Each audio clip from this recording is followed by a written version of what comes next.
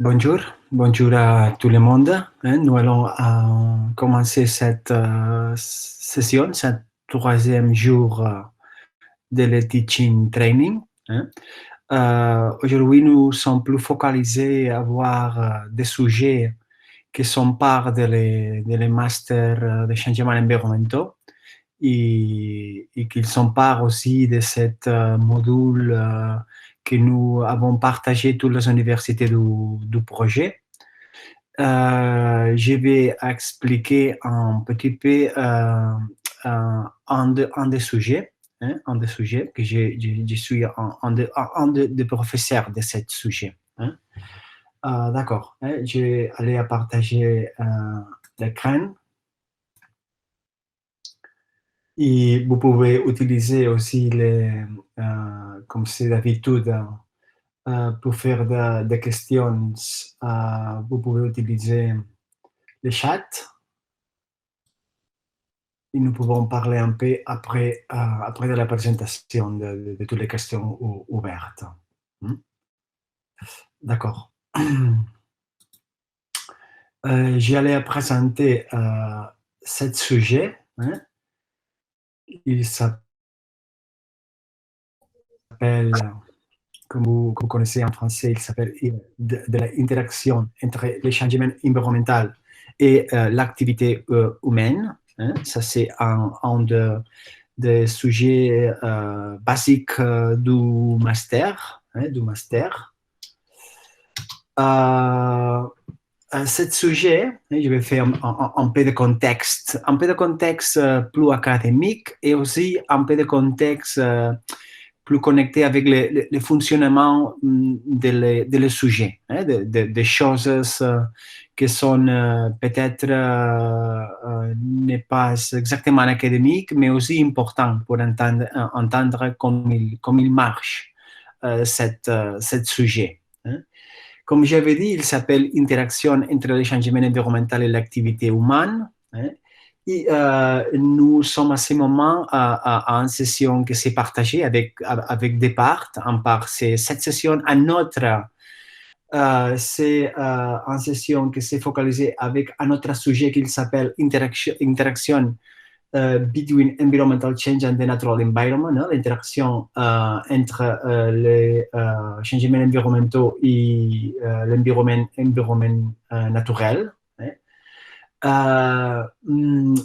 Vous pouvez voir qu'ils sont très connectés, non? Sont très connectés ces deux sujets. Mais la perspective, c'est différent. De notre côté, quand nous allons parler d'interaction entre le changement environnemental et l'activité humaine, nous sommes plus focalisés en vision que nous pouvons appeler anthropocentrique.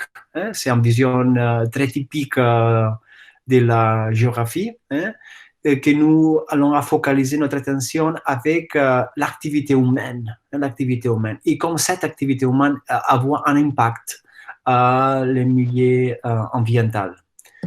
De l'autre côté, notre collègue de géographie, l'autre sujet, c'est plus focalisé avec la vision, la perspective écocentrique. C'est plus la vision des milieux naturels. Les milieux naturels, c'est la plus importante référence. De notre côté, l'activité humaine. Par cette raison, je crois qu'ils sont très complémentaires, les deux sujets. C'est la perspective qui est différente, un côté que l'autre côté. Une autre question, plus connectée à notre expérience en ce sujet. Est-ce que c'est un sujet, je peux dire, flexible et dynamique? Je vais expliquer un petit peu pourquoi. Pourquoi? Parce que c'est comme ça. Pourquoi c'est comme ça? C'est flexible et dynamique. Pourquoi c'est un sujet qu'il y avait à la participation de beaucoup de professeurs, chaque professeur s'est plus focalisé avec ses spécialités, la spécialité de chaque professeur. Et ça s'est connecté plus aussi à question, je peux dire, moins académique, mais aussi important, que c'est la question plus de disponibilité des professeurs. Vous connaissez bien qu'il dépend de l'année académique. Un professeur, il avait plus de disponibilité ou moins de disponibilité. Nous avons d'adapter aussi les sujets à cette circonstance, je peux dire, plus laborale, que c'est moins connecté directement à les contenus, à les contenus spécifiques du sujet. Nous avons de chercher non, cette balance, cet équilibre. D'accord, ça c'est une question. Je vais expliquer un petit peu quand je vous montrerai des différents scénarios de travail à ce sujet, différentes années académiques. Une autre question que je crois que c'est caractéristique de le master et aussi de ce sujet, c'est le travail sur le terrain. Le travail sur le terrain, c'est une caractéristique. Nous allons faire de différentes visites. Nous avons aussi reçu cette expérience du terrain à la classe avec la participation des spécialistes. Et c'est aussi connecté à la question des ateliers. Je vais montrer quelques expériences que nous avons développées, des ateliers qui sont en part fondamentaux de ce sujet. Je crois que ça, c'est une valeur à ajouter et que les étudiants, ils valorisaient beaucoup. L'autre question, c'est, j'avais appelé, je ne sais pas si c'est correct en français, l'adaptation contextuelle. L'adaptation contextuelle des sujets à l'actualité. Je vais montrer aussi cette question. S'il y avait quelques situations polémiques, aussi conflictives pour questions climatiques, quelques aires qu'il avait été touchées par les changements environnementaux, c'est un air intéressant pour nous. Je crois que c'est très motivant pour les étudiants de connecter les sujets avec l'actualité. Pourquoi ils prennent plus de significance. C'est plus motivant si nous avons cette connexion avec la réalité et avec des choses qui sont à un niveau social important à ces moments concrets.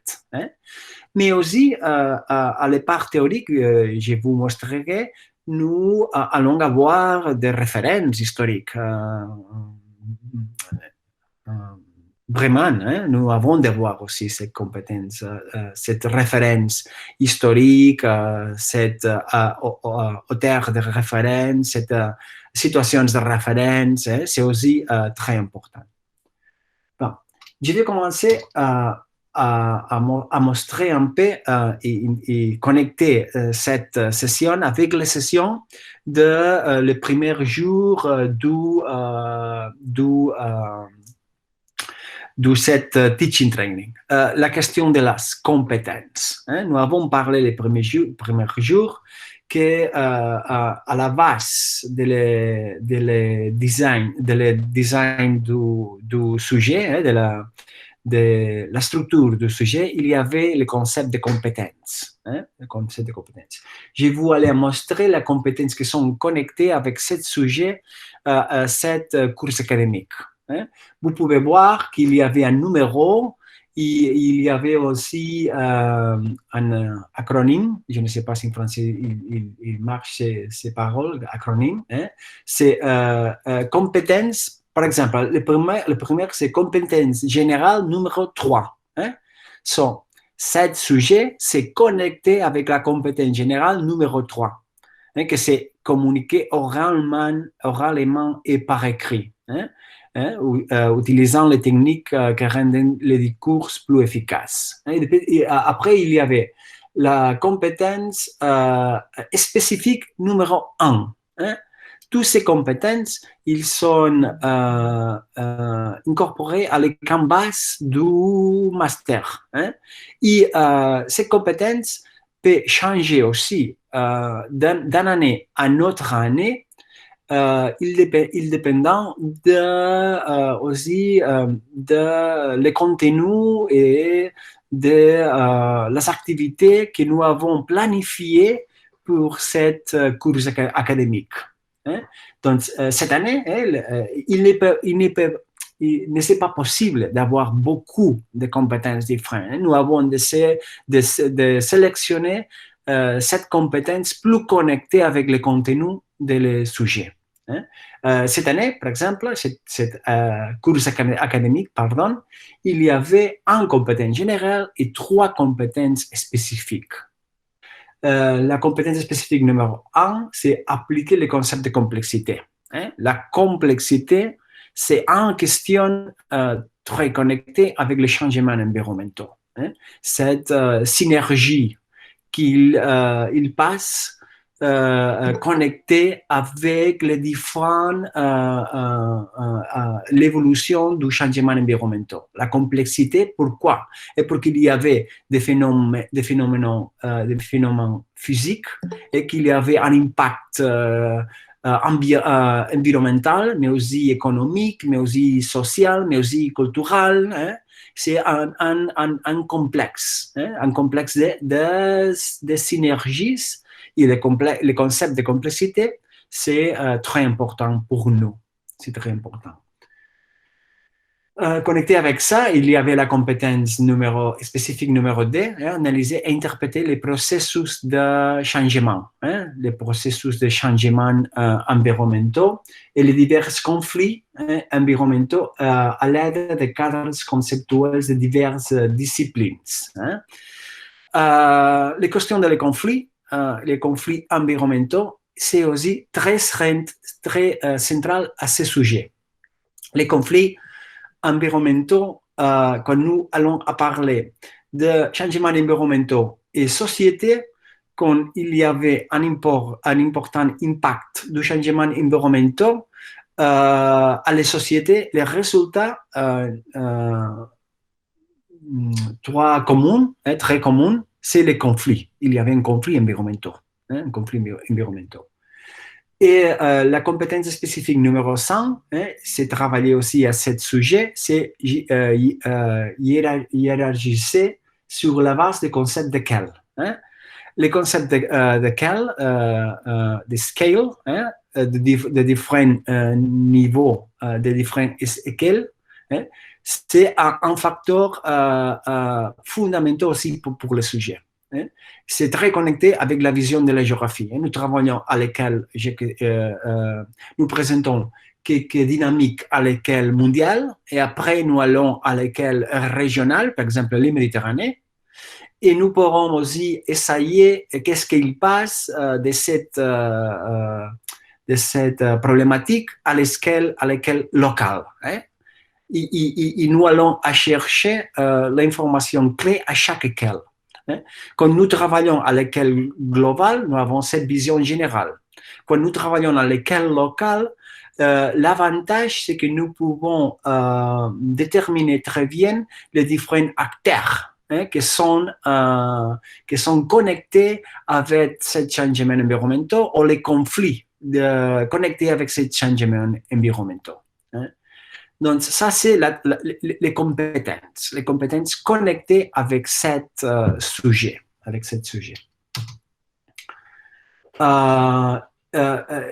Je vais aller vous pouvez voir ici, comme en vision générale de la fiche, de le sujet. C'est la fiche qui s'est connectée à les modèles, c'est un modèle, et nous avons nous avons trois grands blocs d'éléments. Premièrement, nous avons ici les compétences que nous avons vues avant, et nous avons analysé avant. Nous avons les contenus, les contenus des sujets. Nous allons avoir ces contenus après. Et nous avons aussi les activités, les activités et les numéros de R que nous avons avant de faire avec professeur et sans professeur, sans professeur. Et nous avons le total des numéros de R des sujets. Une autre chose que si j'ai allé ici, je peux voir 7 points, les compétences pour les activités. Ici, là-bas, nous avons un cadre avec cette relation, cadre de compétences pour activités. Et nous pouvons voir, ici, ça c'est les activités numéro 1, 2, 3, 4, 5, 6, 7, 8. Et nous avons 8 activités différentes et nous avons les 4 compétences, les 4 compétences d'ici. La compétence générale, c'est le numéro 1, la 2, la 3 et la 4. Et nous pouvons voir quelle activité s'est connectée avec quelle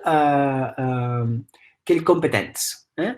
Avec l'activité numéro 1, par exemple, que c'est la classe théorique, traditionnelle, et nous allons travailler les compétences numéro 2, les 3 et les 4, par exemple. Ça, c'est comme nous pouvons voir cette structure générale de le sujet. Il y avait trois activités qui sont les activités que nous allons évaluer. Que c'est la pratique de textes, de la révision et du travail de textes, l'élaboration d'une étude de cas, et aussi la présentation orale, la présentation à classe, la défense à classe de ce travail que c'est collectif, c'est par groupes. Aussi, il y avait d'autres informations, mais je crois que ça, c'est le plus important pour travailler et pour entendre un peu la structure générale, initiale de ce sujet. Ça, c'est le même, c'est le même sujet, mais c'est un autre cours académique. C'est les cours académiques 2019. Vous pouvez voir, il y avait d'autres compétences. Quelques compétences, c'est les mêmes, quelques autres, c'est différent. En ce cas, il y avait 2 compétences générales et 4 spécifiques. Je crois que c'est beaucoup. C'est beaucoup. Je crois que c'est mieux les modèles de cette année. Il y avait aussi les contenus. Vous pouvez voir le contenu. En cette occasion, le contenu, il y avait des choses que nous n'avons pas spécifiées cette année, mais nous allons travailler avec quelques parts de sujets, mais n'est pas très spécifique comme cette année.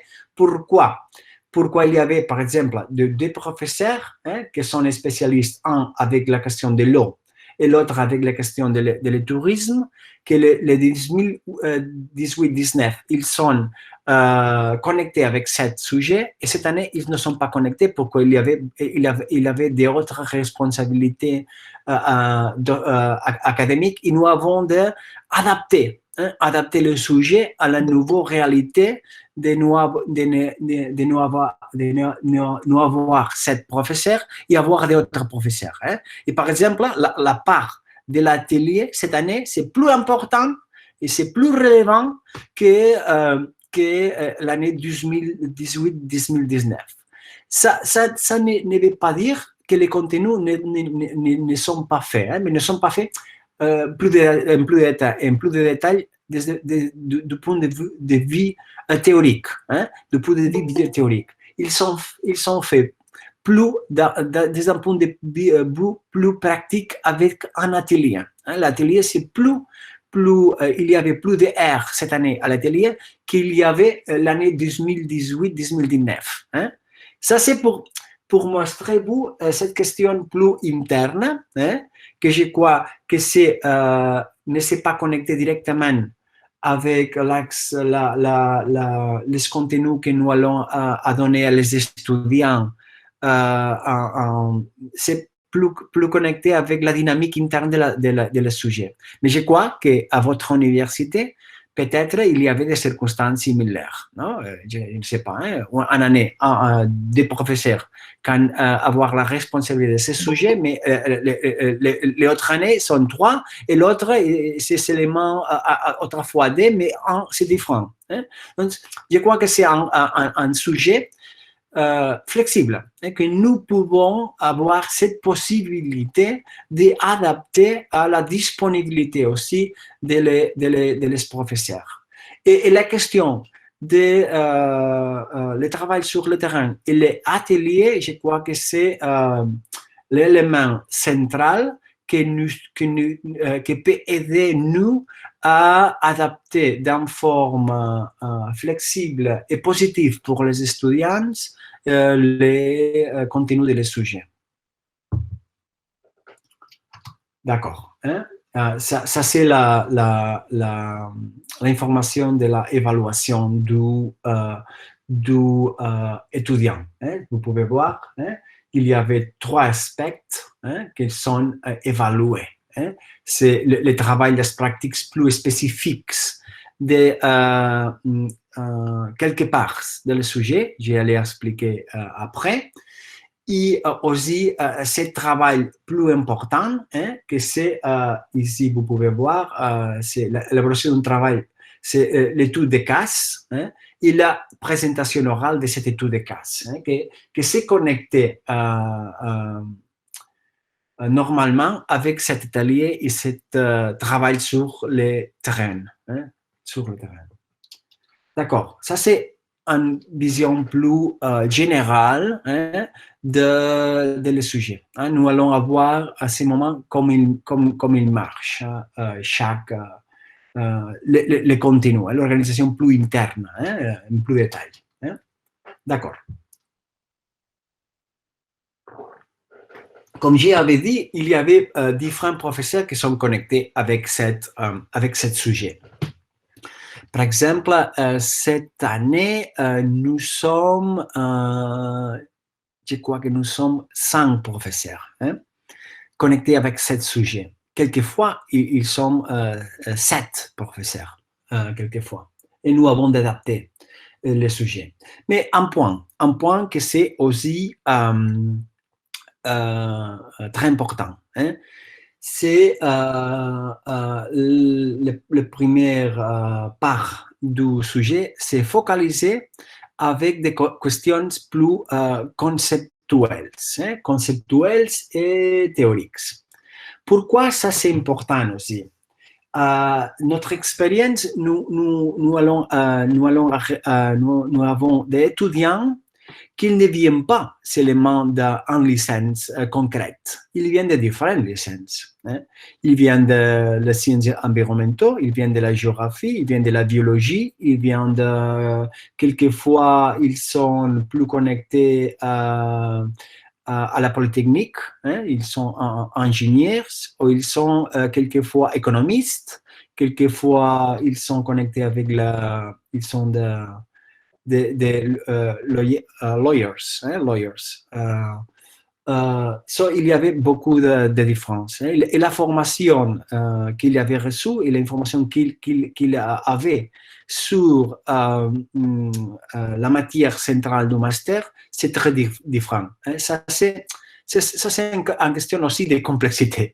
Nous avons à chercher avoir un équilibrium hein, au commencement de tous les étudiants. Et je crois que ce sujet, le sujet focalisé avec l'activité humaine et le sujet focalisé des biologues focalisé avec l'environnement, plus environnemental, plus de la biologie, ils sont très importants pour avoir cet équilibre des niveaux des différents étudiants. D'accord. Dans cette perspective, cette approche conceptuelle, nous allons travailler des concepts clés. Par exemple, évidemment, le concept de changement environnemental. Nous allons faire une différenciation de les changements environnementaux, les changements environnementaux global, que c'est la question de l'école. La question de l'école. Il y avait des dynamiques globales, il y avait des dynamiques plus régionales ou locales. Quelquefois, c'est les mêmes, quelquefois, ils sont différents. Les concepts de durabilité, les concepts de développement durable, la culture de la durabilité. Comme j'avais dit, comme c'est le début du cours, et c'est le premier point des sujets que nous allons travailler. Et ça, c'est par exemple la responsabilité d'un professeur, que c'est le coordinateur de contenu de cette teaching training, que c'est Mita Castagnet. Il travaille cette idée que c'est important que les élèves apprennent à se connaître, à interagir les uns avec les autres. C'est un autre objectif. Et pour cette raison, il commence à travailler ces questions conceptuelles avec cette idée du sac du mot. Avant de travailler par groupe quelques concepts, ils commençaient à interactuer en étudiant avec les autres. Il y avait un double objectif. L'objectif de les connaissances des étudiants, d'avoir une atmosphère de confiance, de confident atmosphere, et aussi travailler les concepts. Comme j'avais dit, nous allons travailler aussi les visions multidisciplinaires et la transversalité de ces concepts fondamentaux à les questions environnementales. Le sac de mots, vous pouvez, ça c'est seulement des possibilités. Je crois, quand je parle de la flexibilité, que quand vous allez introduire ce sujet à votre université, vous avez aussi de ser plus flexible pour travailler les concepts et que vous considérez que sont basiques à votre école nationale ou régionale. Il y avait d'autres qui sont globales et bien sûr, nous avons de travailler. Comme par exemple le changement environnemental global, le changement climatique, résilience, adaptation. Il y avait beaucoup de ces concepts qui sont très, très fondamentaux. Mais aussi, c'est possible d'introduire quelques concepts qui sont plus connectés avec la réalité régionale, nationale, locale. Pourquoi vous pensez qu'ils sont importants à votre école. D'accord. Et nous allons commencer à travailler cette compétence générale aussi, d'écrire et d'expression orale. Et l'enseignant leur demande, vous pouvez voir le dernier paragraphe, leur demande d'intervenir en classe ensemble.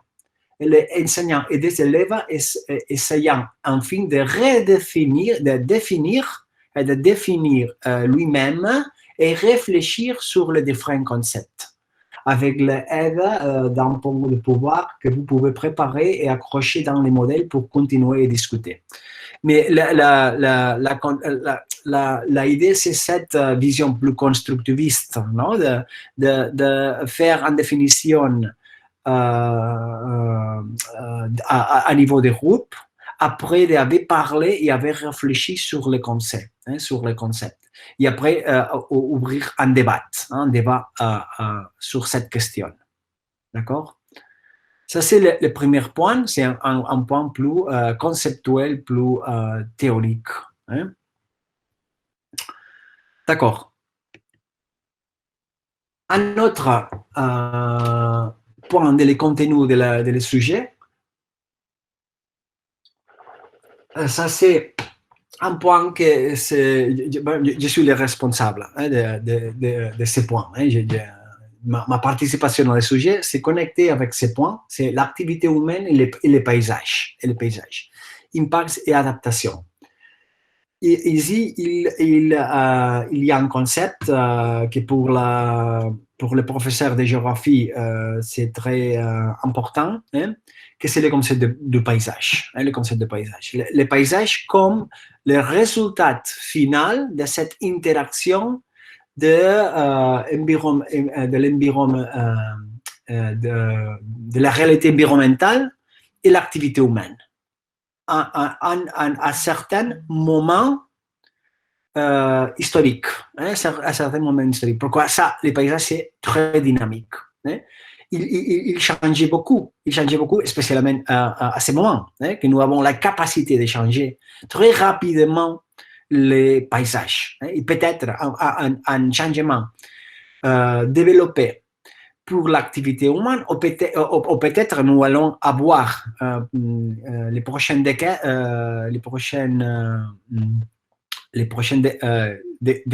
hein, des changements qui sont plus connectés avec les changements environnementaux climatiques, hein, pour que nous allons avoir l'impact de ce changement de les conditions ambientales, hein, environnementales. D'accord.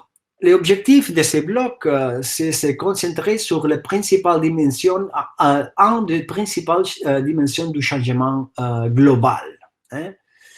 Le changement global, hein, le changement environnemental, il y avait des différentes dimensions. Une dimension de ce changement environnemental, c'est le changement dans l'utilisation et les couvertures des terres. Hein. Ça, c'est une des dimensions principales du changement ambiental. Il s'agit d'une approche qui s'intéresse à la fois des concepts théoriques clés pour l'interprétation correcte. Hein, par exemple, la première différenciation, c'est la différenciation de housse de la Terre et couverture de la Terre. Hein, c'est une première différenciation très typique. Hein. Et nous allons avoir après les conséquences de cette, les causes et les conséquences des perspectives de futur de ce changement de les housses et les couvertures de la Terre. Hein. Tout, comme j'avais dit avant, tout s'est focalisé en approche multi-échelle. Hein. Échelle et temporelle, hein, comme de différents sont les changements à différentes échelles et comme de différents sont les changements du point de vue temporel. Hein. La vision historique aussi, que c'est basique pour comprendre la réalité du présent. Hein, du présent. Par exemple, quand j'appelle de cette différence dépendant de laquelle, hein, à notre région, c'est très important la question de l'abandonnement rural. Hein. L'abandonnement rural et la récupération de la forêt. Hein. C'est une récupération naturelle. Hein, la récupération naturelle de la forêt. Et ça, c'est un changement environnemental à lequel micro-régional et local, régional et local, le nord du Méditerranée, que c'est différent de laquelle globale. Laquelle globale, la caractérise, c'est la déforestation. Ça, cette question, c'est intéressant de travailler. La question de laquelle et de les phénomènes qui sont connectés avec cette laquelle. Et finalement, nous allons travailler des cas spécifiques. Hein, avec les étudiants, hein, et nous avons de présenter, étudier et d'avoir tout cette case plus locale, hein, plus spécifique. Pourquoi, quand j'avais dit hein, que nous parlons à l'escale globale, c'est difficile d'identifier quelques agents clés hein, pour comprendre ces changements. Il y avait quelques éléments clés que nous pouvons aussi identifier à l'escale globale. Hein. C'est la globalisation, par exemple, hein, le processus de globalisation. Et si un pays c'est plus connecté avec ces processus de globalisation économique, social, culturel, il y avait plus de changements. Hein. Mais c'est plus facile de voir ça aussi quand nous allons à travailler l'école locale. Hein. Mais quand nous travaillons en école, nous ne pouvons pas oublier l'autre école, l'école globale. Hein, aussi, pourquoi? Parce que, par exemple, la question de la globalisation, que c'est très important, la skill globale, il y avait un impact aussi à niveau local. Et il dépend de si cette ère locale s'approche d'une zone que c'est très important de point de vue de la dynamique de l'économie globale. Par exemple, un grand port. Hein? Si nous sommes en grande infrastructure, si nous sommes à côté, il y avait l'impact global aussi à l'escale locale. Et si nous sommes loin de ce point, les dynamiques sont complètement différentes. Et par exemple, cette question de l'abandonnement rural. Hein?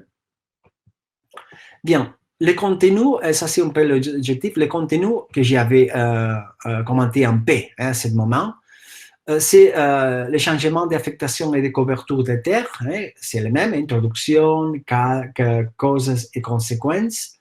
Les changements d'affectation des terres et couverture terrestre, c'est perspective multiescalaire et temporaire, que j'avais expliqué cet exemple. Nous allons avoir aussi des projets et programmes internationaux qui sont focalisés à travailler cette question de l'échangement des couvertures terrestres et des uses de terre, les objectifs, les caractéristiques, tout ça. Et j'ai introduit les concepts d'anthropocène, et je crois que c'est un concept à ce moment-là très important pour comprendre les masters, pour comprendre les dynamiques. Je l'ai introduit, mais c'est possible de travailler l'anthropocène plus profondément. Nous pouvons travailler en classe ou des classes ou en bloc spécifique de l'anthropocène. Pourquoi? C'est le concept clé à la réalité que nous sommes à ce moment connectés. Nous allons travailler aussi la question de l'abandonnement rural. L'abandonnement rural, c'est très important à le nord du Méditerranée. Il y avait beaucoup d'aires, des zones qui avaient réduit notablement l'activité agricole et la population. Il y avait ce processus de renaturalisation, plus présence de la forêt. Et le paysage, il s'est plus homogénéisé. Il y avait un processus d'homogénéisation. Il y avait disparu les zones agricoles, les pastures, tout ça. Et ça, il y avait un impact social, économique, culturel et aussi au niveau de biodiversité et tout ça. Et nous allons introduire un concept aussi, mais ce n'est pas nouveau, mais c'est plus important à ce moment, c'est le concept de rewilding, de profiter de cette dynamique d'avoir des aires plus sauvages, avec la récupération de beaucoup de biodiversité connectée à la forêt. Et ça, c'est un concept très important à les pays anglo-saxons. Il avait commencé à l'États-Unis. Ce procès d'abandonnement rural, il s'est vu par quelques personnes comme une opportunité d'avoir un développement différent, plus connecté avec le tourisme qu'il veut à profiter de ce paysage plus sauvage. À l'autre côté, il y a le processus d'intensification agraire, urbaine, industrielle, et le processus de fragmentation du paysage, qu'il y avait aussi un impact très important avec la biodiversité, la impossibilité d'avoir des communications dans les différents groupes, les différentes populations d'animaux de certaines espèces, hein, dans certaines espèces. Et pour travailler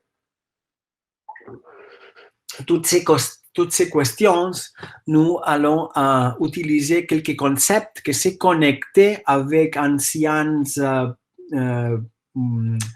très transdisciplinaire, et que c'est l'écologie du paysage. Et nous allons introduire qu'est-ce que c'est l'écologie du paysage et les concepts clés à l'écologie des paysages. Les concepts de patch, corridor et matrix, les trois concepts que nous allons, qui nous aident à interpréter les changements du terrain, des couvertures, des hausses de terrain et les impacts de ces changements. La méthodologie, c'est la classe théorique, l'analyse des rapports en articles et quelquefois quelques informations plus visuelles, les vidéos, et aussi les débats dans la classe. J'ai utilisé et je vous recommandais d'utiliser, parce que je vois que c'est un document à ce moment clé, ce document que j'avais parlé aussi les premiers jours, que c'est cette évaluation préliminaire du projet MEDEC, les risques aux changements climatiques et environnementaux dans les régions méditerranéennes. Ça, c'est ce document que je vais montrer. Parce que je crois que c'est très important aussi pour ces sujets, mais aussi pour les sujets plus focalisés avec la question de la biodiversité. C'est 7, ça c'est le document, vous pouvez voir, ça c'est le document, c'est 36 pages. Et nous sommes attendons que MEDEC il va publier le premier rapport général des changements environnementaux à la Méditerranée prochainement, mais ça c'est le document initial, le document initial.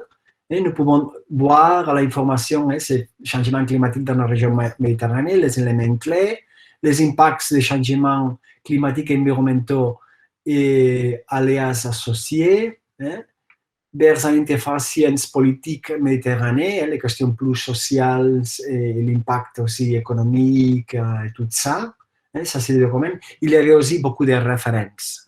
Je crois que c'est un document que nous avons de travailler, bien sûr, pour que c'est vraiment l'échelle méditerranée. Et nous avons d'atteindre ce premier rapport qui va être publié prochainement pour le projet MEDEC. Si nous allons avoir les prochaines, ici c'est la webpage dans les projets MEDEC. Il y avait une vidéo aussi qui il explique un peu les bases du premier scientific report on climate and environmental change. Il y avait aussi le rapport, que c'est en anglais, aussi en arabe et en français. Il y avait différentes possibilités. À le projet Mermet, nous avons fait un premier contact avec MEDEC, et j'espère que nous allons avoir un contact plus fort prochainement. Pourquoi je crois que notre projet, le Mermet, peut faire aussi une contribution à le projet MEDEC. Pourquoi les objectifs du projet MEDEC, il y avait aussi contribute to capacity building in South and East Mediterranean. Non, nous pouvons travailler, je crois, ces questions de capacity building. Que notre projet, c'est un projet capacity building. Pardon par cette petite parenthèse, ce petit commentaire. J'y allais une autre fois à la présentation.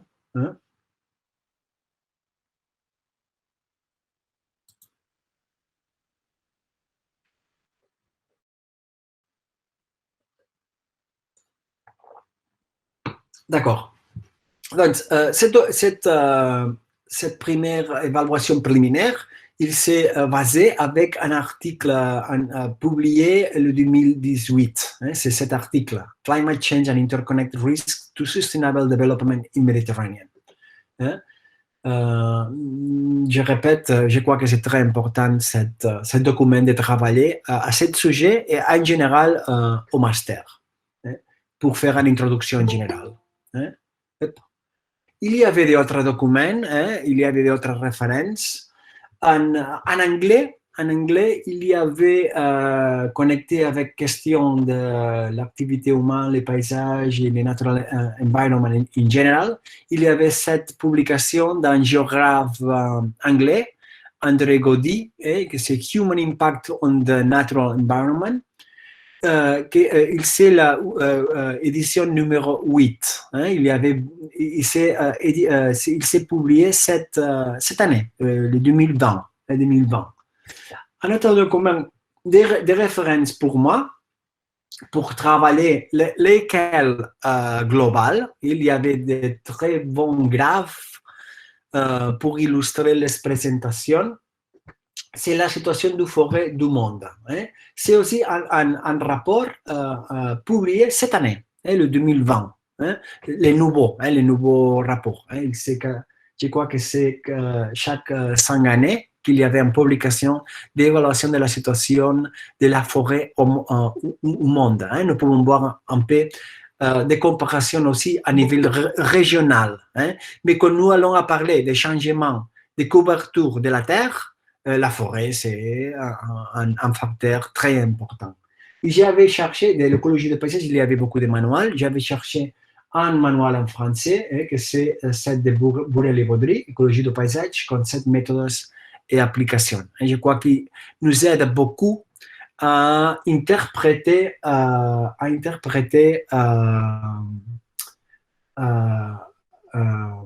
ce changement, hein, les bases théoriques de l'écologie du paysage. D'accord. D'accord. À notre part hein, du sujet, c'est le changement environnemental dans la zone côtière. Hein, impact et adaptation. Hein. Ça, c'est les responsables, c'est un collègue du département de géographie qui travaille cette question. Hein.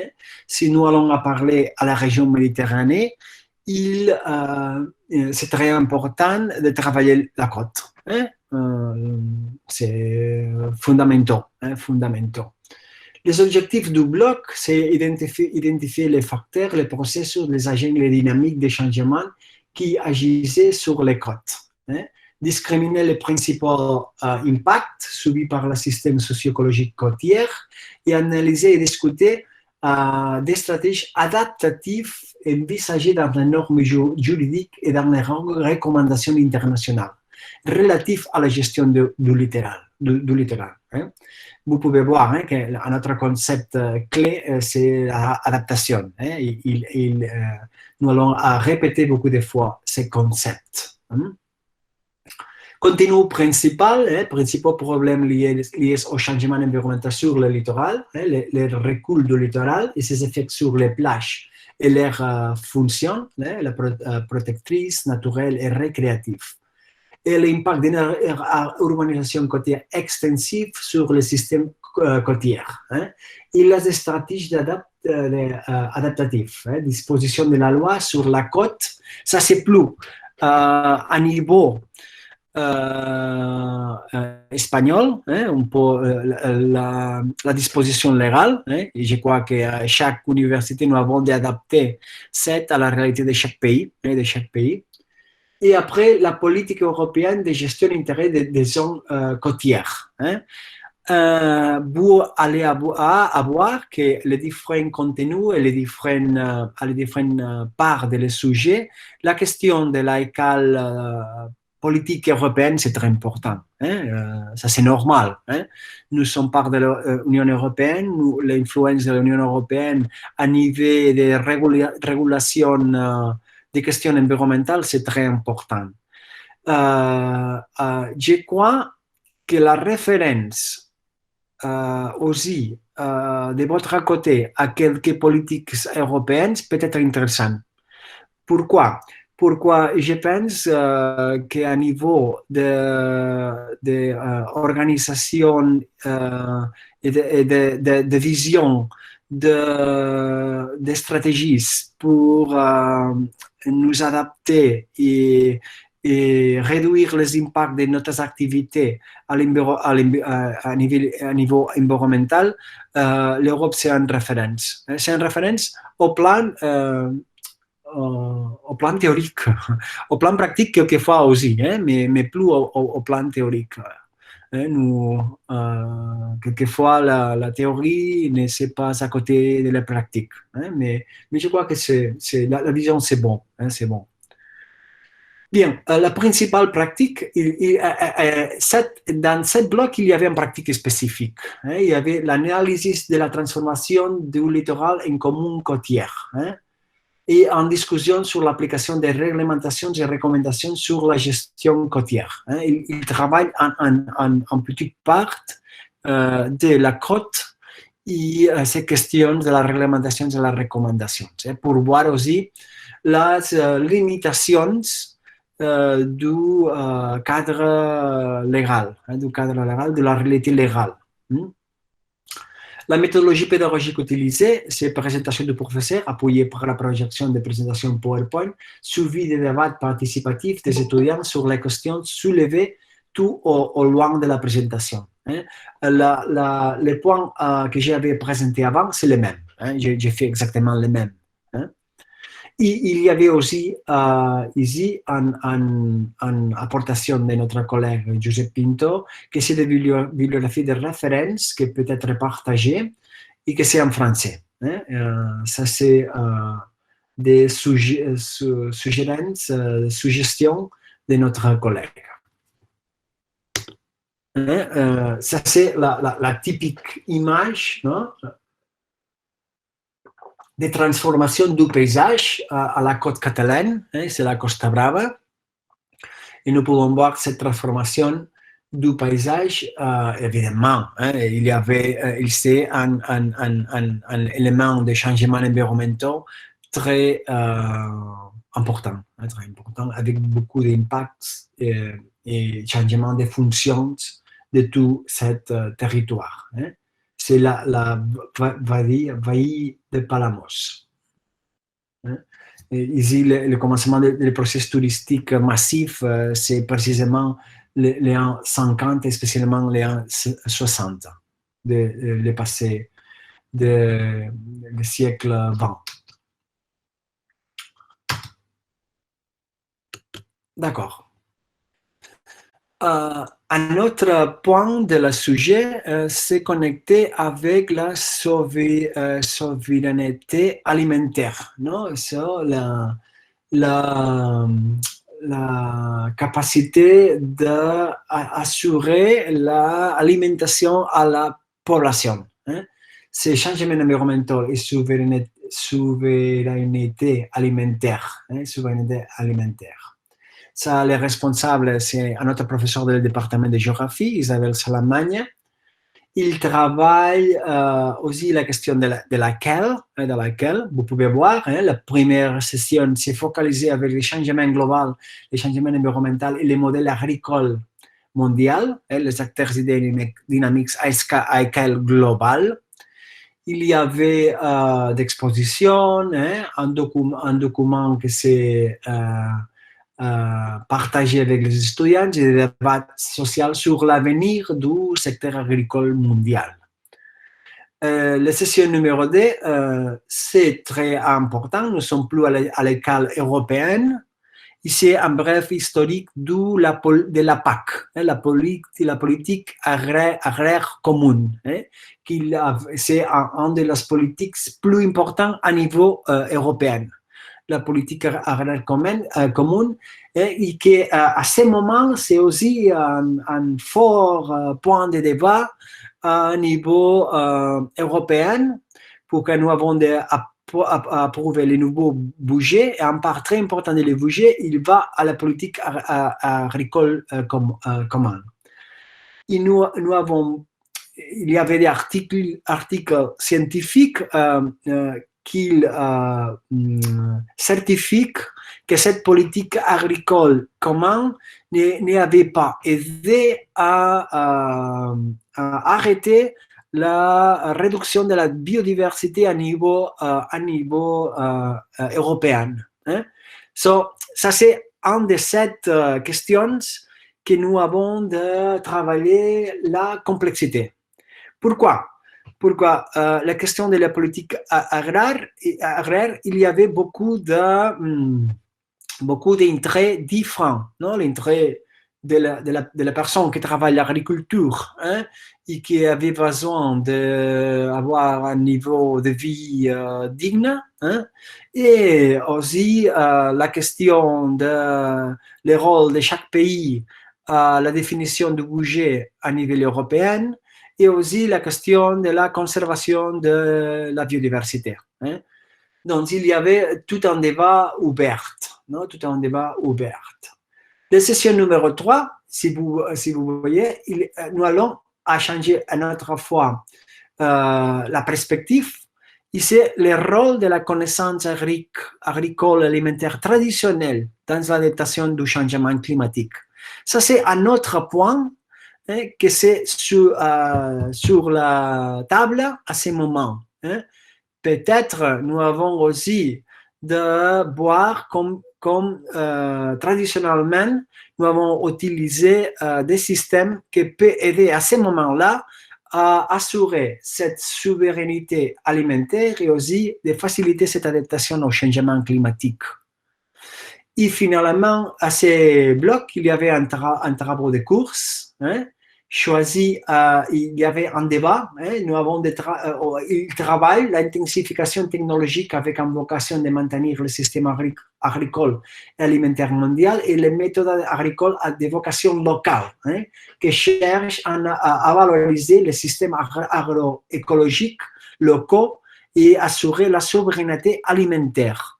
Donc, nous avons ces deux niveaux, des perspectives différentes des politiques agricoles. La politique plus focalisée avec l'intensification, la politique plus focalisée avec la vocation locale et la méthode agricole plus traditionnelle, l'agriculture organique, hein, tout ça. Hein. Et c'est intéressant, c'est un point de débat très intéressant pour voir les avantages, les inconvénients, hein, du point de vue agronomique, environnemental, agro-social, hein, de comment s'adapter au changement global et au changement climatique et les contradictions de deux modèles agricoles intensifs et les non intensifs. C'est un débat aussi très important et très connecté avec les changements environnementaux. Très connecté avec les changements environnementaux. Non, ici, quelques images, quelques rapports que c'est aussi possible d'avoir en français, hein, qu'il m'avait facilité ma collègue Isabelle Salamagna. Hein, Isabelle Salamagna. Un autre bloc, hein, c'est très important pour nous, pour le contexte méditerranéen, que c'est le tourisme et les changements environnementaux à niveau mondial. L'objectif de le bloc, c'est analyser les impacts du tourisme et sa vulnérabilité au changement climatique et présenter les contributions du secteur du tourisme à la durabilité mondiale et les applications des stratégies et des politiques d'adaptation et d'atténuation. Le contenu, il y avait 4 sections, c'est connecté à basiquement à 4 classes, 4 différentes classes. C'est en question de le climat et les ressources touristiques principales. Comme c'est l'importance de le climat pour le tourisme. Non? Par exemple, la question de le confort climatique. Non? Si nous sommes en train d'avoir un changement climatique, il peut changer aussi ce confort climatique à quelques régions, à quelques peut-être les moments que nous, à ce moment, ils sont haute session, hein, c'est le plus important moment de l'année. Peut-être dans le futur, il ne sera plus ce moment pour que le confort climatique aura changé. Hein. Le changement environnemental, transformation du territoire et impact du tourisme. Ça, c'est connecté aussi à la dynamique des changements du paysage. Tourisme et changement climatique. Tourisme et durabilité, contributions et planification. No? Ça, c'est développé par ma collègue Rosa-Maria Fraguel, c'est spécialiste à la question du tourisme. Et bueno, c'est une dimension très importante à notre contexte spécialement, le contexte global aussi. Vous connaissez que le tourisme, il jouait en papier chaque fois plus important à l'escale de l'économie globale. Non? Mais aussi, et spécialement dans le contexte méditerranéen, c'est très, très important. Hein? La méthodologie qu'il y applique était expliquer les contenus sur la base de PowerPoint. Il y avait de la dernière session, la dernière séance, nous avons un débat sur des lectures obligatoires. Hein. C'est un chapitre sur le tourisme du troisième rapport du changement climatique à la Catalogne, hein, mais ça c'est possible de faire le même, par exemple, à échelle globale avec le rapport du IPCC, ou travailler quelques articles focalisés plus à la région de Maghreb ou à chaque pays. Hein, je crois que ça c'est possible d'avoir quelques références comme ça.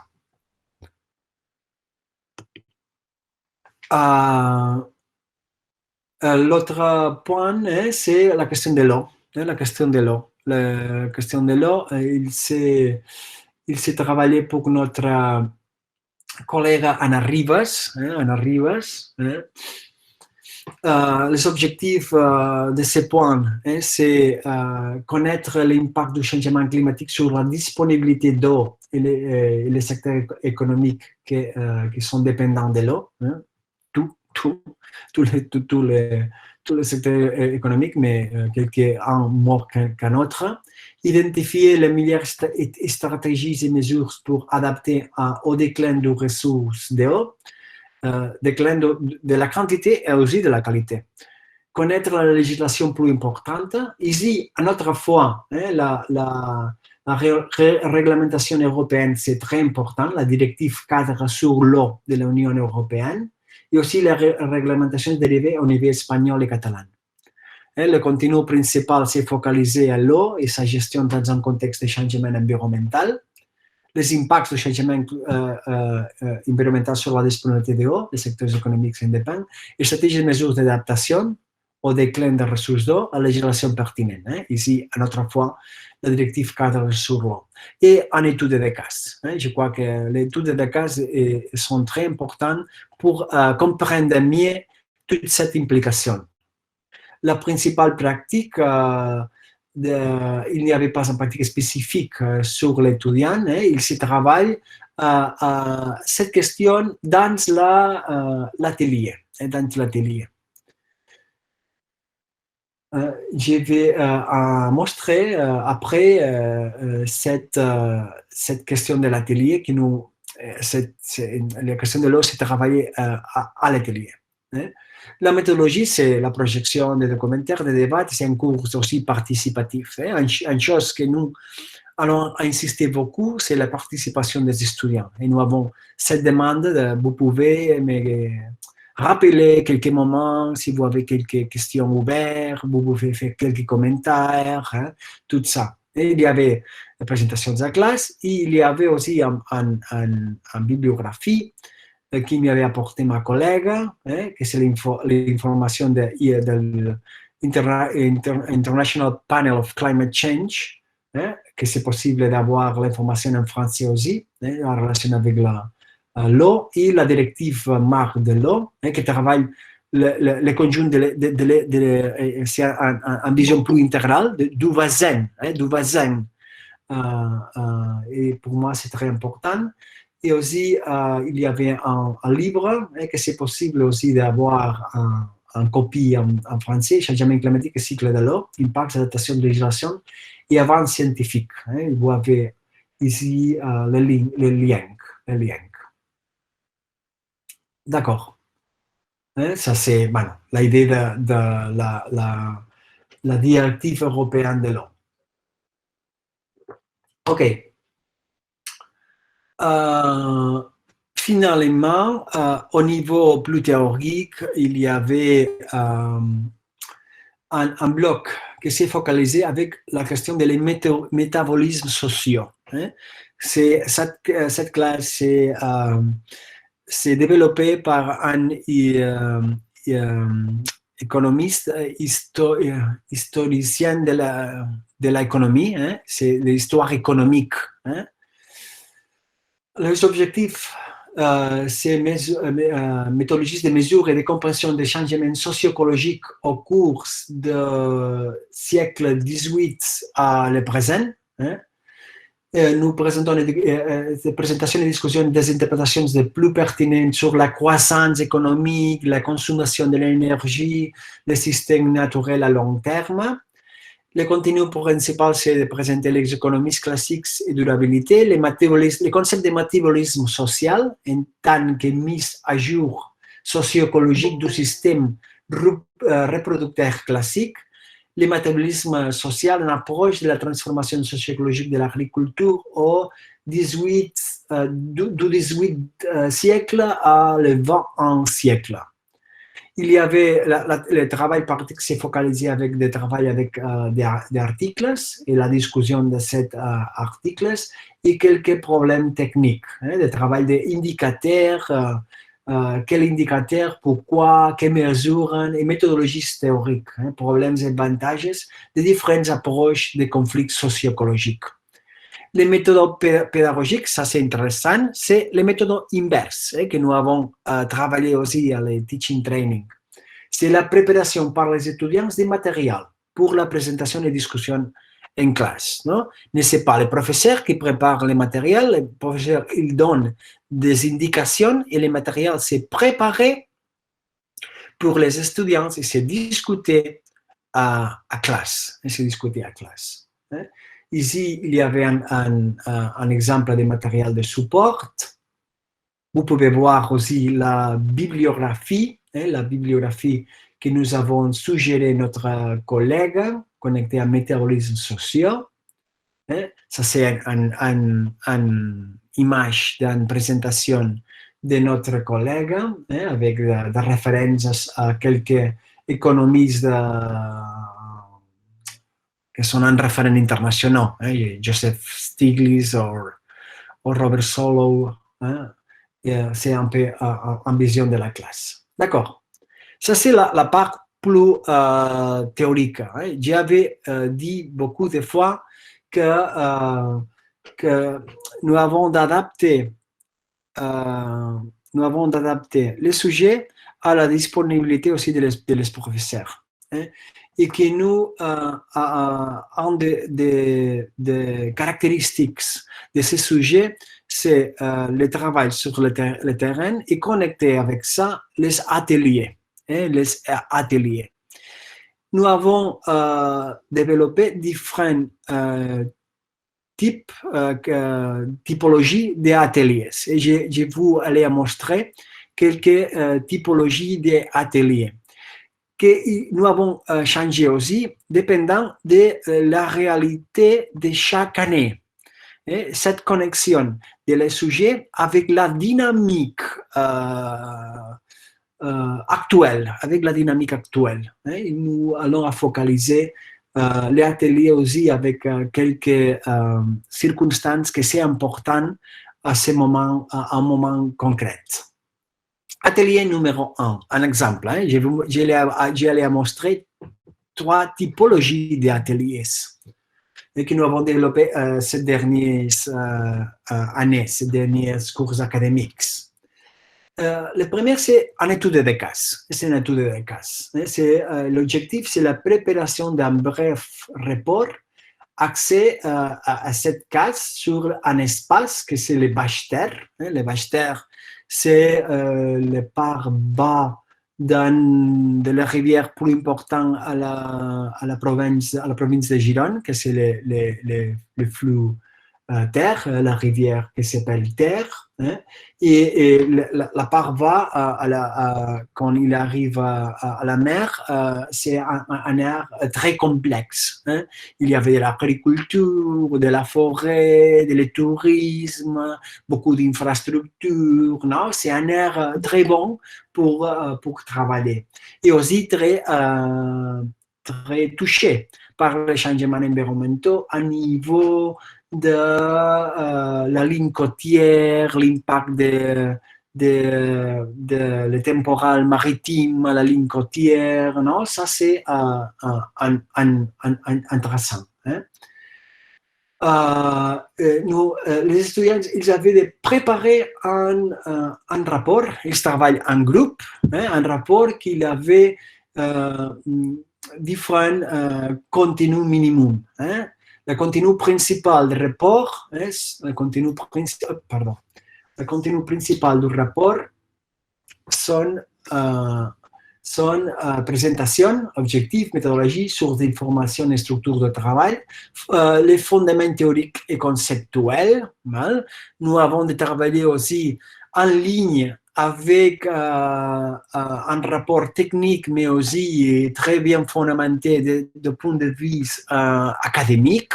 Portant un marque théorique, c'est important.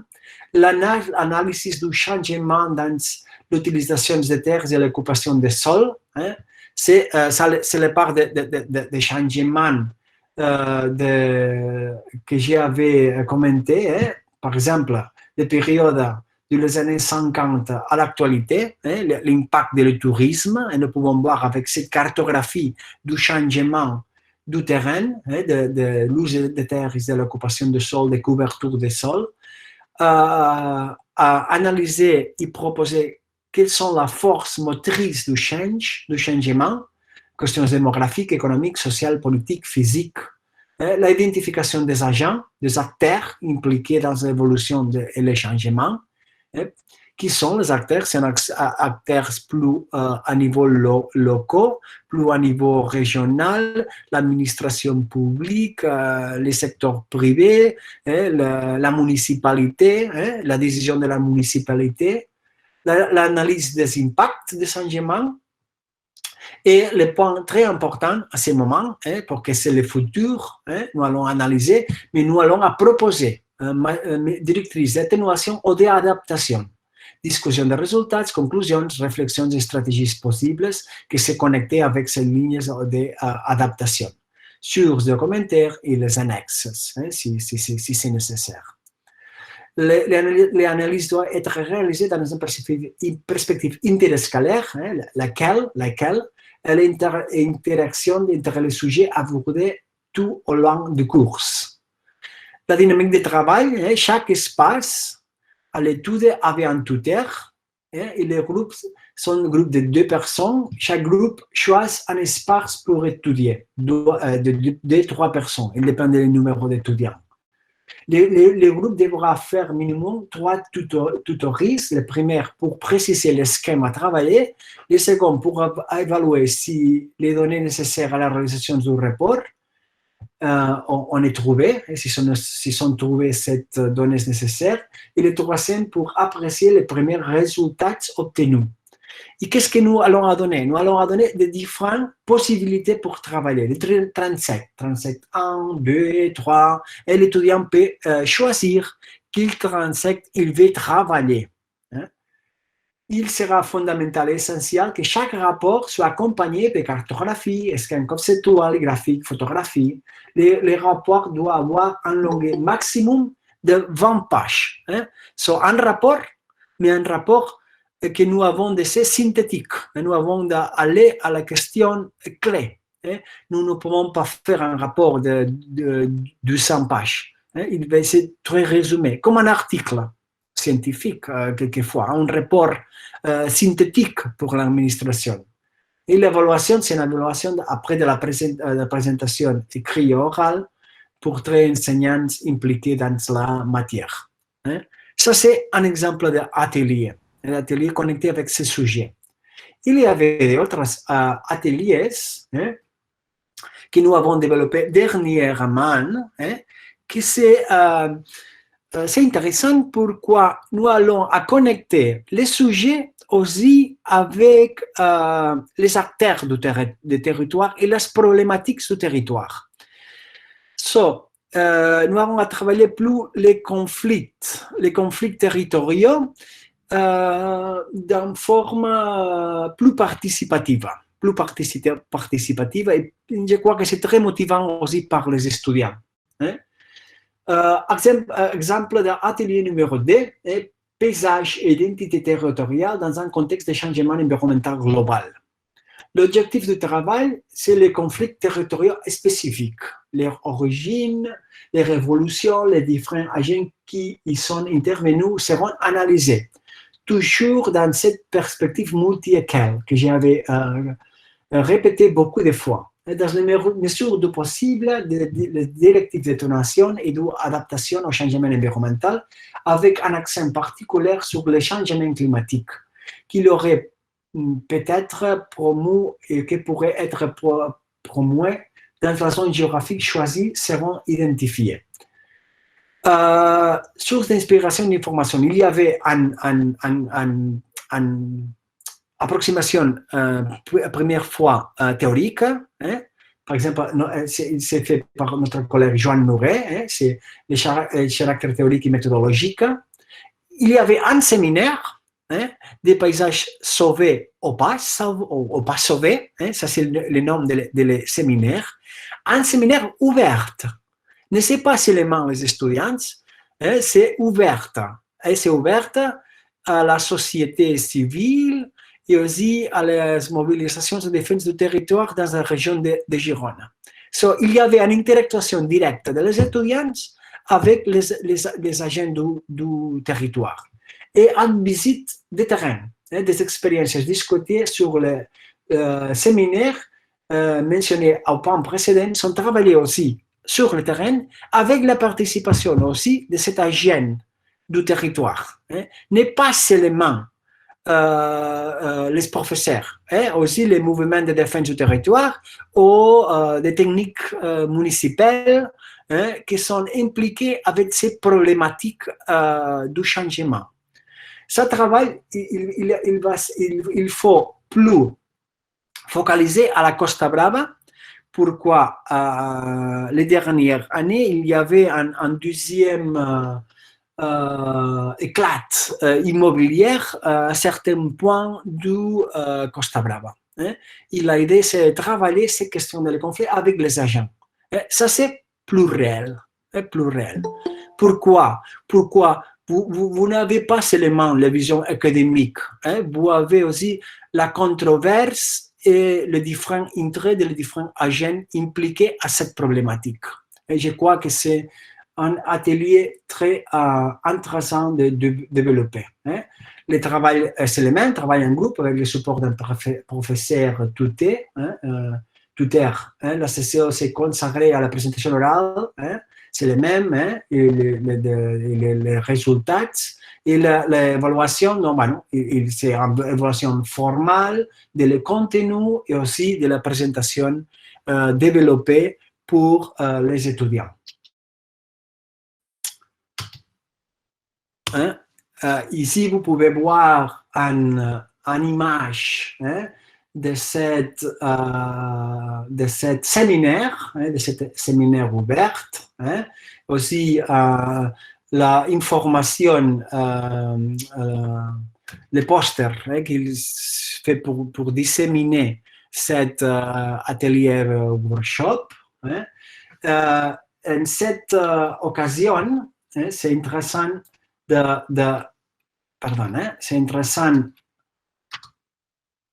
de commenter qu'il avait aussi un important impact, on peut dire, pardon, un moment, je vais montrer une chose que c'est en vidéo. Hop. Non puc sortir. Un moment, hein? Pardon. Aquí, fin de la presentació. Va.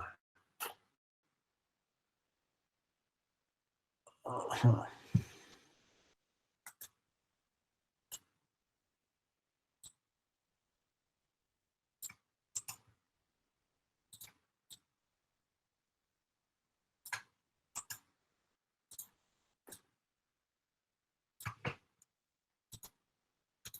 moment, je vais montrer ça.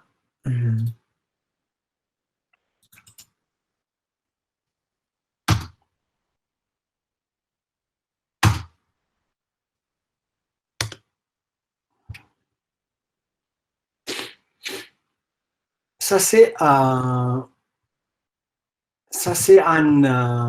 programme de télévision. Hein. C'est un des plus vus programmes de télévision. Hein. C'est un programme qui il se fait le dimanche à la nuit. Hein. Il s'appelle 30 minutes. C'est un reportage sur une question d'actualité. Hein. C'est un reportage sur une question d'actualité. Donc, nous allons avoir comme cet modèle d'atelier, il avait aussi un impact médiatique considérable. Hein? Et notre collègue de le sujet, il faut à ce moment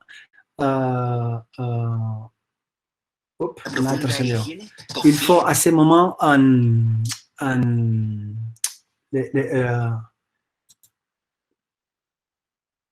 les personnes impliquées à ce reportage à la télévision l'année dernière, année.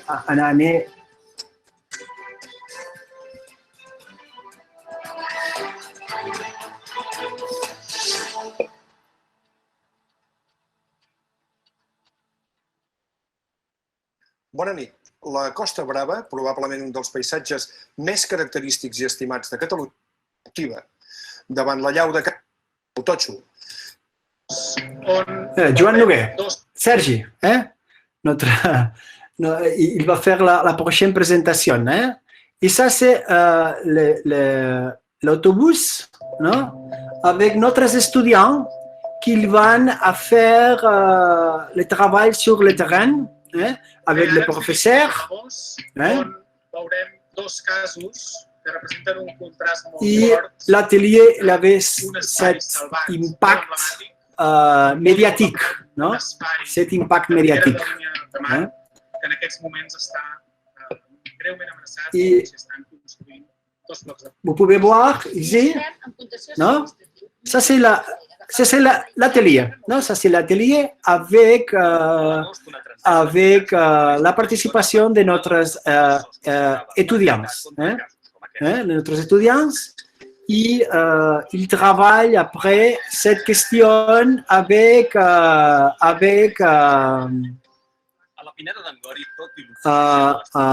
l'université. À l'université. C'est un exemple plus avec aussi d'interventions de les professeurs de notre... Tot plegat hauria servit perquè mai més apareixés una mena de sos Costa Brava com la que acaba d'aparèixer. Ça, c'est Joan Noguer, le responsable aussi de cet atelier. L'escala cívica, a l'escala. És a causa de Salvem el Golfet. Antoni Roig d'Aigua Gelida. Je crois que c'est un modèle très inspirant en mon opinion. D'accord. J'allais finir la présentation.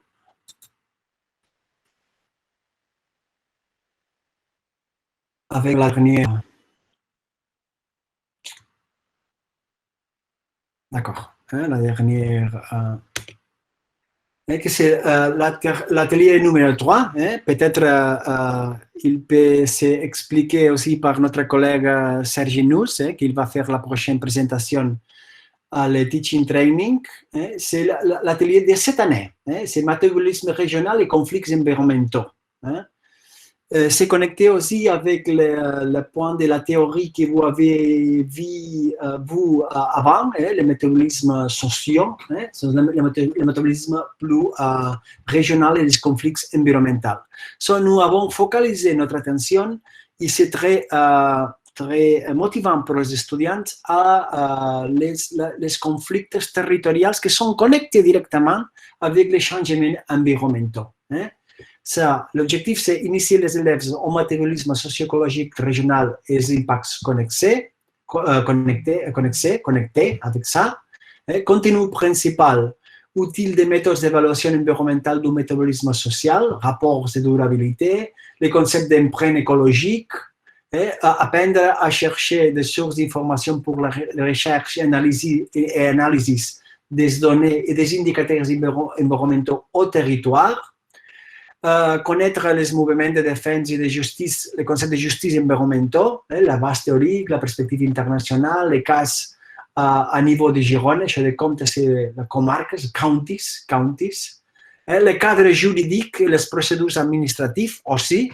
Ça, c'est très important de connaître si nous voulons intervenir à niveau local. Et les instruments de défense du territoire. La principale pratique, la recherche des données de développement de dossiers de durabilité municipale, séminaire de la lecture, formulation et défense d'un rapport technique, visite sur le terrain pour l'évaluation, et la méthodologie pédagogique, l'apprentissage par problème, la recherche individuelle des données en ligne, le travail en équipe, et la formulation des documents techniques et des ressources graphiques et de cartographie annexes. C'est une formation immersive, ou vérification de la réalité. Il y avait des bibliographies de référence. Et par exemple, notre collègue, après de travailler cette question de l'activisme environnemental et la problématique de scale locale, il a fait une intéressante publication qui s'appelle 5 ans années d'environnemental activisme à Gironde, de les cas de l'advocacy ou de la planification régionale. Et ici, la bibliographie de référence de cet atelier numéro 3, mais ce n'est pas D, c'est les 3. Et ça, c'est tout de mon côté. J'espère que je vais faire une révision du contenu, de las différentes possibilités, de l'expérience accumulée dans ce sujet. Et j'espère que peut-être il peut être intéressant pour vous pour préparer ce sujet. Comme sempre, nous sommes à votre disposition si nous pouvons faire quelque chose pour aider. Ça, c'est tout.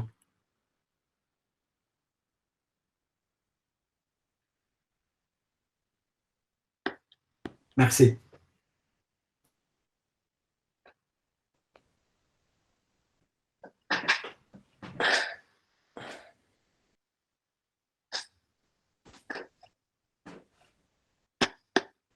Je ne sais pas s'il y avait quelques questions ou vous êtes très fatigué comme moi après cette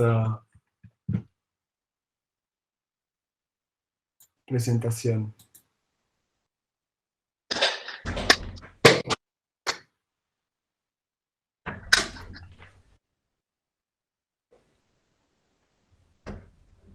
Non?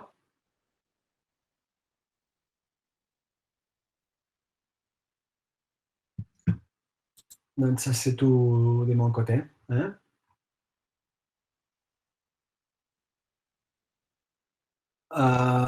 Parfait. Nous avons un petit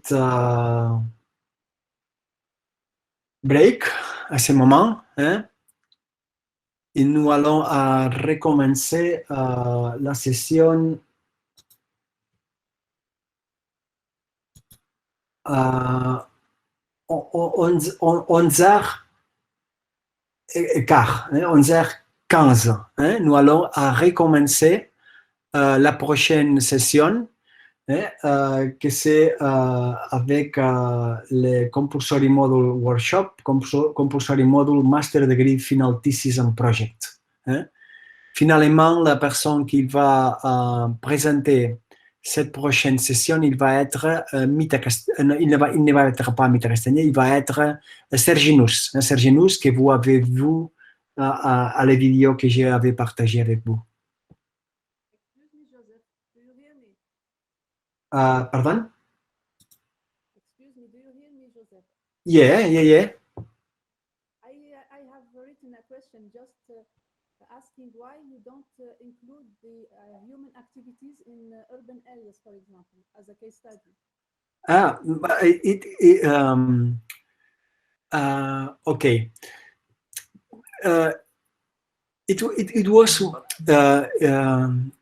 le sujet, ça c'est une possibilité. Comme j'avais dit à le commencement, je crois que c'est un sujet flexible. Notre expérience ne doit pas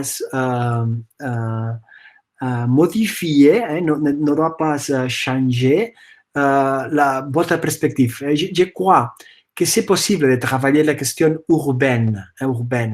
Mais nous avons travaillé peut-être en école plus territorial. Notre niveau local, il savait focaliser plus à niveau local, au niveau municipal, qu'il y avait différentes activités qui sont connectées.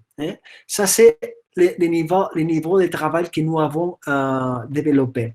Et comme que la référence, c'est la région de Girona, il n'y avait pas aucune grande cité, comme Barcelone, par exemple, ou une grande région métropolitaine dominée pour une cité grande. Nous avons cherché, nous n'avons pas focalisé avec la dimension urbaine seulement. C'est la dimension urbaine connectée avec d'autres dimensions. La dimension agricole, touristique, forestale, forestier, tout ça. Ça, c'est peut-être pourquoi. Pourquoi nous avons introduit spécifiquement la dimension urbaine. Mais vraiment, ça c'est possible. Ça c'est possible. De faire un bloc spécifiquement à niveau urbain et le changement environnemental à niveau urbain, l'impact du changement environnemental à niveau social, économique, climatique aussi, tout ça. Okay, thank you very much. You're welcome. Thank you.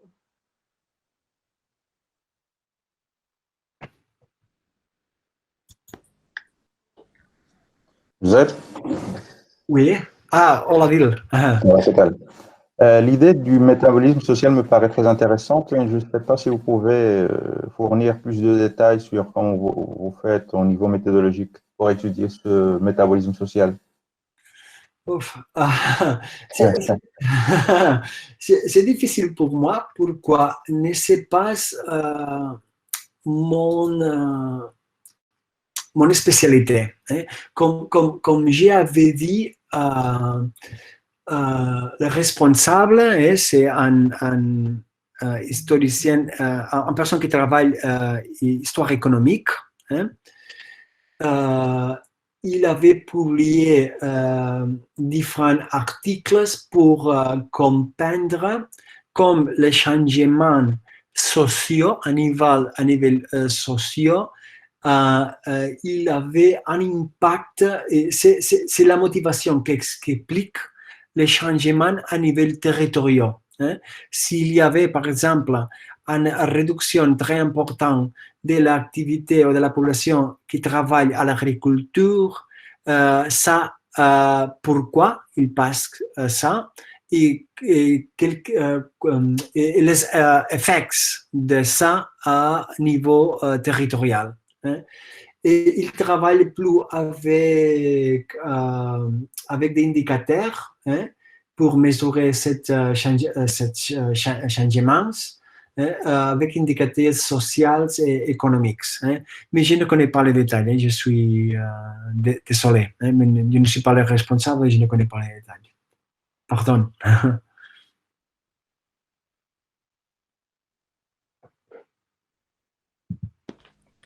Giuseppe, Sí. I think you have some comments in the chat. Si, I am reading. Yeah. Merci pour cette. Je veux savoir pourquoi vous n'avez pas abordé d'autres activités anthropiques, surtout le pastoralisme et l'exploitation des ressources forestières. Merci. Makran Ibrahim. Makran Ibrahim. Non, nous avons travaillé, nous allons travailler ces questions de pastoralisme et de les activités forestières, mais à le bloc que j'avais annoncé qu'il s'appelle l'activité humaine et les paysages, impacts et adaptation, nous introduisons cette question. Mais de notre côté, je crois que c'est plus superficiel cette question. Pourquoi la dynamique dominante, c'est l'abandonnement rural. Non, nous n'avons pas de problème de sobrepastoralisme à ce moment ou de sobreexploitation forestière. Nous allons introduire, par exemple, nous allons introduire ces questions de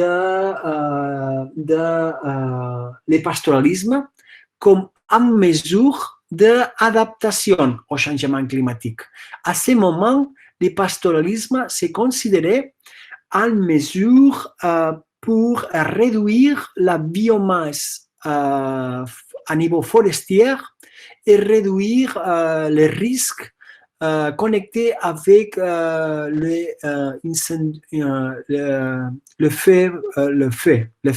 l'incendie forestier. Nous allons travailler ça comme une mesure d'adaptation et aussi une mesure pour promotionner cette, comment ça s'appelle, cet approvisionnement alimentaire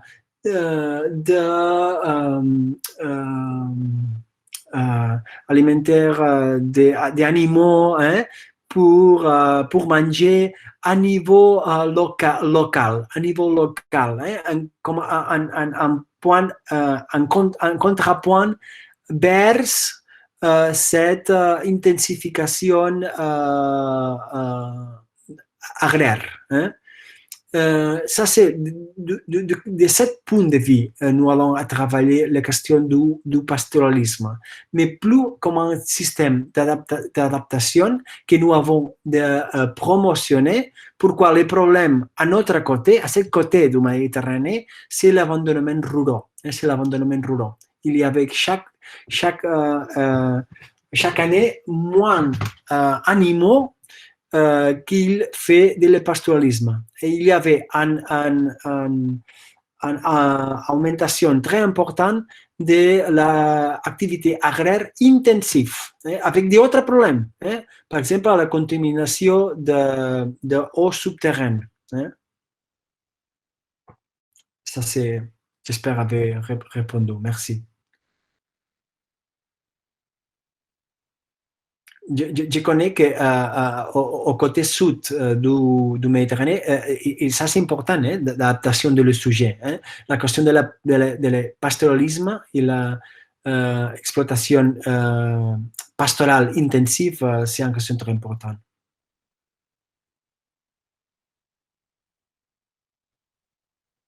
D'accord.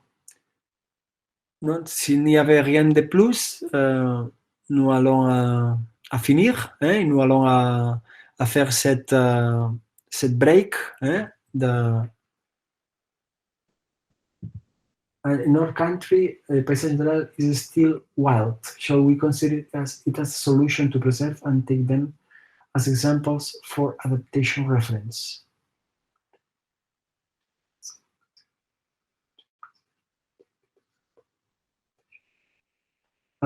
Merci Salia.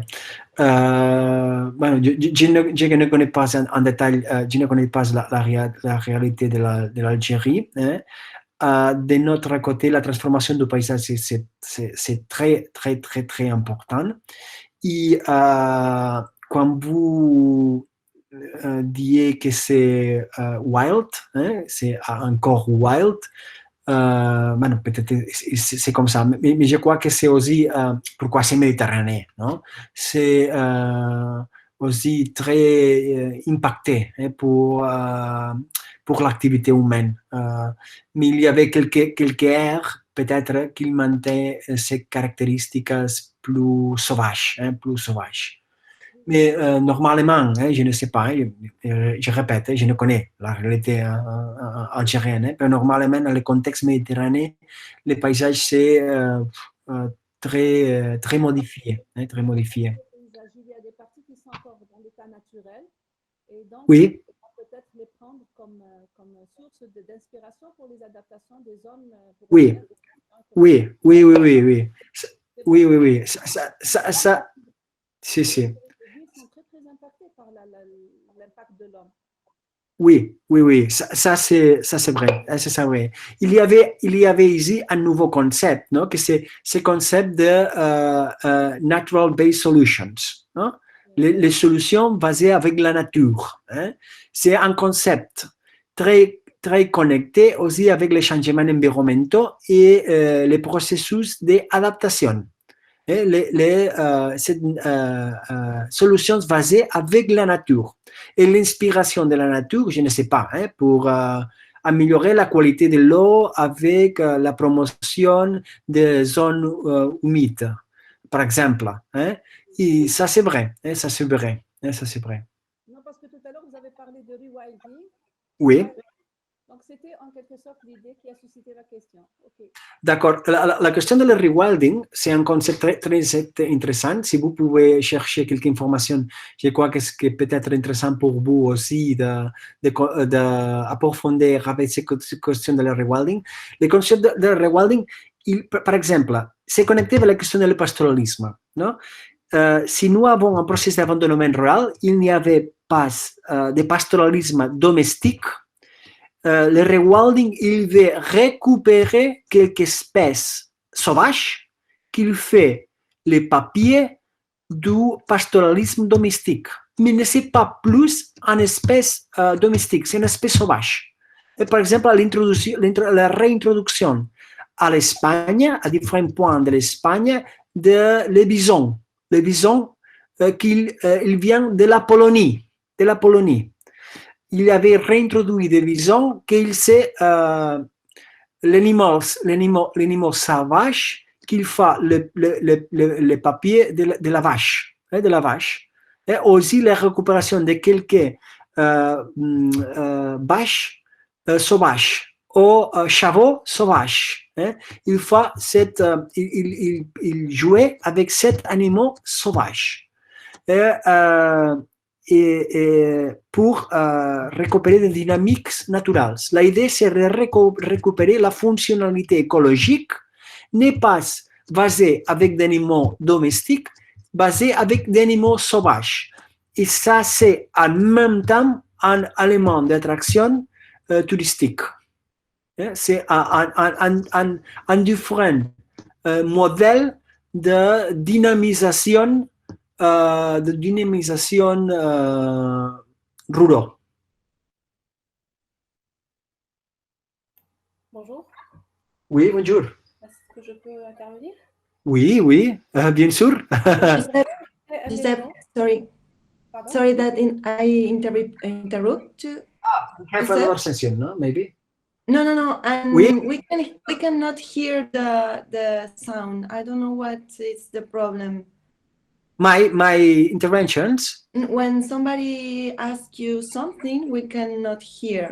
Maybe you can repeat the question because we cannot hear. Okay, I don't know why. Sorry, the last person that told me something.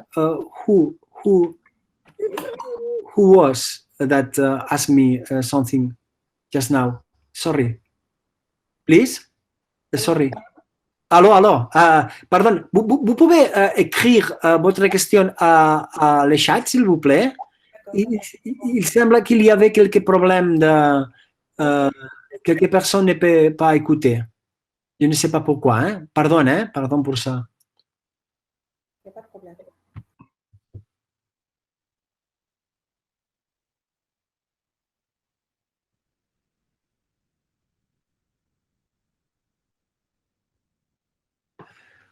Je vais une autre réflexion de Lasram Asma. Il say, I think that even wild landscapes are subject to some global changes as climate change, perhaps over exploitation. Hein? Vraiment, hein? Aussi, hein?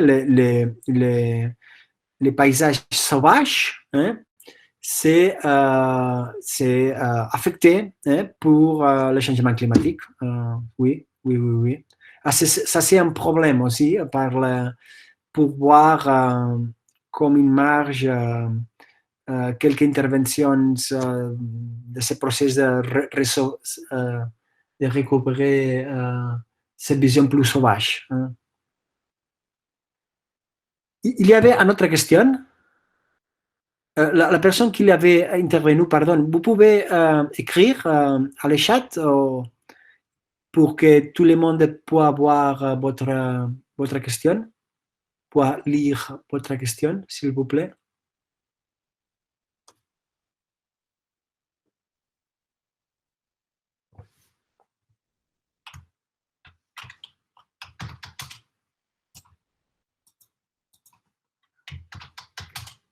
Ah, non, parce que...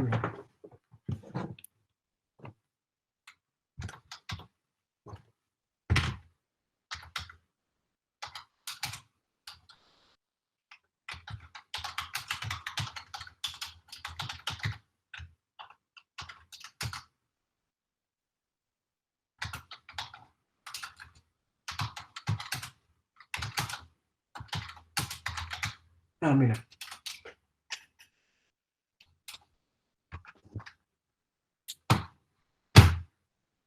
Ah. D'accord. Merci, Aïda. Le paysage de quelques régions du nord algérien connaît une littoralisation activée et l'émergence du phénomène de périurbanisation, ce qui a changé les paysages de ces régions. Merci pour votre commentaire. Hein. J'avais vu quelques dynamiques similaires, je crois qu'au Maroc, c'est similaire. Si. Évidemment, toute la zone côtière, c'est spécialement sensible à ce changement connecté avec le processus d'urbanisation ou périurbanisation. Si, ça c'est vrai. Hein. C'est un des lézards plus affectés pour les changements environnementaux, ce changement de couverture et de hausse du sol. Hein. Nous avons vu les mêmes à la côte catalane, à la côte espagnole, presque les dernières 50, 60 années. Hein? Mais je vois qu'il y avait une autre question ici, que c'est question de la périurbanisation. Oui. Merci pour votre apportation.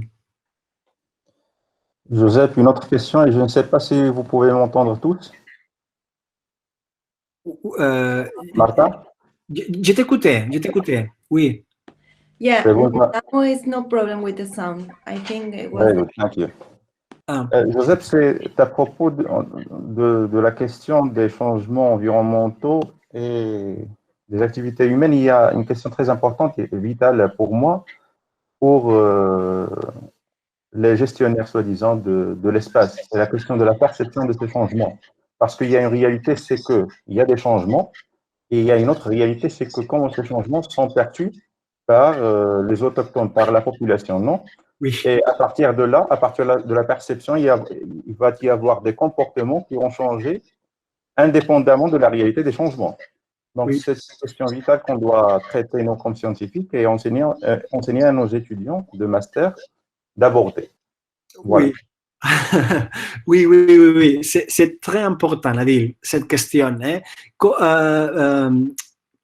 Quand je commence ma session à le master, ma première image, c'est une phrase d'Albert Einstein. Il avait commenté que